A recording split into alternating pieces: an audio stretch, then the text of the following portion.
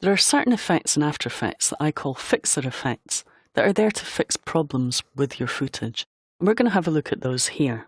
So if you want to follow along, open Effects AEP from the Effects folder and open up 05 Fixing Problems.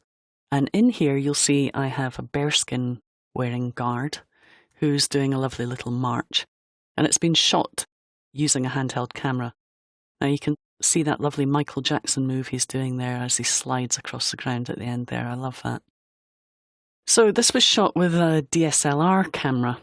And one of the problems is there's movement from the camera. The other problem is if you have a look at the top here, you'll notice that window jumping a little bit. And this is a ripple caused by a rolling shutter. Now DSLR cameras and some other cameras use a rolling shutter, which means the shutter isn't open for a fixed period of time. It actually scans the image over a period of time and records the image over a period of time.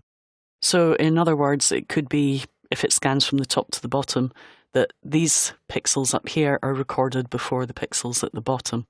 And sometimes, depending on the movement that's made with the camera, this can cause problems, things like ripples and curves in the image. So we have a fantastic tool called the Warp Stabilizer, which is great for stabilizing footage and fixing those kind of problems. And you'll see that this is how good it is. It can completely stabilize that footage. Now we do lose a little bit of the footage by doing that, so we may not want to stabilize it. And notice it also fixes the rolling shutter problem here. And if I open the Warp Stabilizer effect, you'll see that's included in the detailed analysis section here. But there are times where you don't necessarily want to stabilize footage, you just want to fix the rolling shutter problem. And that's where the standalone rolling shutter repair filter comes in very handy.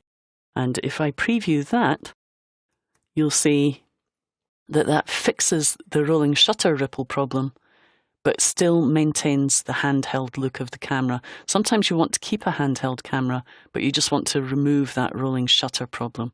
And that's what the rolling shutter repair tool gives you. Now I've just used the default settings. You may want to go and tweak settings such as rolling shutter rate, scan direction, and some of the advanced options in here, whether you want to use a warp or actually move the pixels. If you want to find out more about what each of these do, you can use our wonderful online help to find out more about the rolling shutter repair problems. Now there are other fixer effects. Another one that I really like to show is Refine Matte. And Refine Matte is usually part of the Rotobrush tool, but it can also be applied as a standalone effect. And it can be used anywhere where you have a matte. So, for example, with keyed footage or with a matte that's been created like the one we created for the lens blur effect. So I just apply it, and you'll notice that as I apply it, notice the edges of this keyed footage tend to disappear. And I usually find that the Refine Matte settings as a default are a little bit too much. So what I'm going to do is remove the smooth value and remove the feather value, which gives me my nice edges back again. And instead, I'm just going to use it to apply a motion blur. So I'm going to put that up to about 360. And now we have a motion blur applied where she's moving quickly. Now if I put that up to something like 720, that's a little bit too much, but you'll see that exaggerated even more. So being able to apply a motion blur to keyed footage is very important. You can also use it to decontaminate edges, and you can put a little bit of a feather on there as well if you want to. Let's put a 5% feather.